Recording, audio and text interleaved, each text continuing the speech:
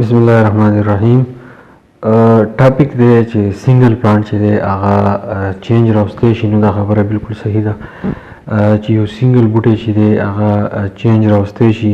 د بوټو چې دی ډېر شی پیدا دي، نو اولنۍ پته ده چې بوټی چې دی هغه وړو ارګانیزم لا خاص کر مرغوله چې دی هیبیټیټ ورکوي. که دا مرغۍ خدای پاک نه وي پیدا کړی یا دا ونې نه وي پیدا کړی، دنیا کې چې دی بیلنس به نه و.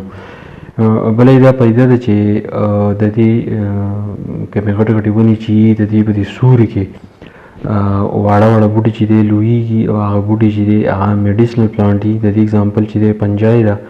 په پنجای کې یو قسم دی چې د هغې رنګ چې دی لږ توري. هغه پنجای چې کله خلک وخوټ کوي او د هغې هغه اوبه چې دي داسې ماشومان له ورکړي چې هغه ماشومان ته هیزوي، نو هغه ماشومان چې دی د هغې سره سمدست چې دی هغه ټیک کېږي. دغه شان کمې ونې چې هغه زموږ سره د اوبو په غاړه، نو د هغې په دې بیخونو کې هم میډیسنل پلانټس چې دي هغه لویږي، او هغه میډیسنل پلانټ چې دی هومیوپیتھک ډاکټران چې دی هغه یوز کوي او د خلکو د علاج لپاره چې دی هغه په کار راولي. بله پیدا ده چې کمې ونې نه هغه شیډ ټریز چې نه هغه په ګرمۍ کې چې دا ډېره زیاته پیدا ورکوي.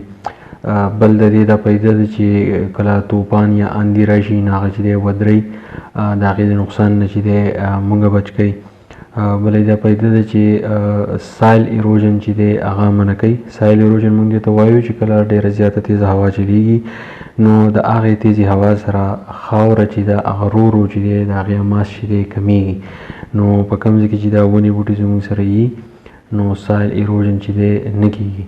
او چې کله سایل ایروژن زموږ سره کېږي، د هغې د وجې نه لینډ سلایډنګ کېږي، او لینډ سلایډنګ د وجې نه ډېر خلک چې دی مړه شوي هم دي او مړه کېږي به هم.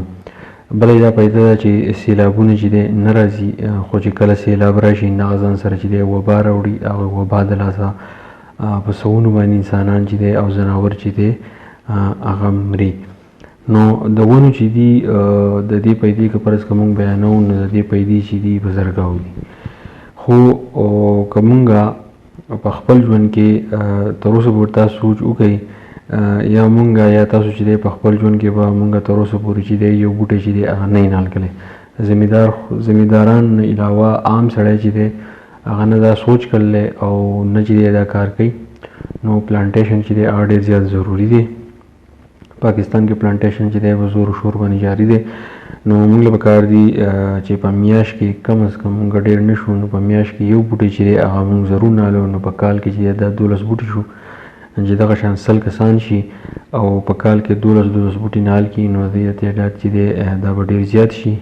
ځکه چې پیدې دي چې کله بوټي زموږ سره وي، نو پالینیشن به زموږ سره کېږي، او د پالینیشن د وجې نه زموږ سره فروټس چې دی هغه سیوا کېږي، فوټوسنتھسس په ښه طریقه کېږي. او چې کله فوټوسنتھسس کېږي، نو ټول ژوندي ارګانیزم چې دی هغه ژوندي، ځکه چې فوټوسنتھسس د وجې نه موږ ته چې دی اکسیجن میلاویږي، او موږ ټول په جمع باندې لګو، او دې بوټو چې دی موږ اکسیجن ورکوو، کاربن ډای اکساید چې دی ورکوو.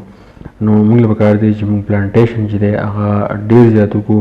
د پلانټیشن چې دي ما تاسو ته ووایي چې د هغې پیدې تاسو شماروئ، نو هغه ډېرې زیاتې دي، بې شماره دي.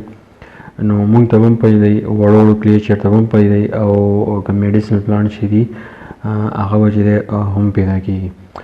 که تاسو زما د چینل باندې نه وي، نو زما چینل چې دی ضرور سبسکرایب کړئ، لایک یې کړئ، شیر یې کړئ، کمنټ پې وکړئ. انشاءالله بلې ویډیو سره به بیا میلاو شو. تھینک یو. الله پامان.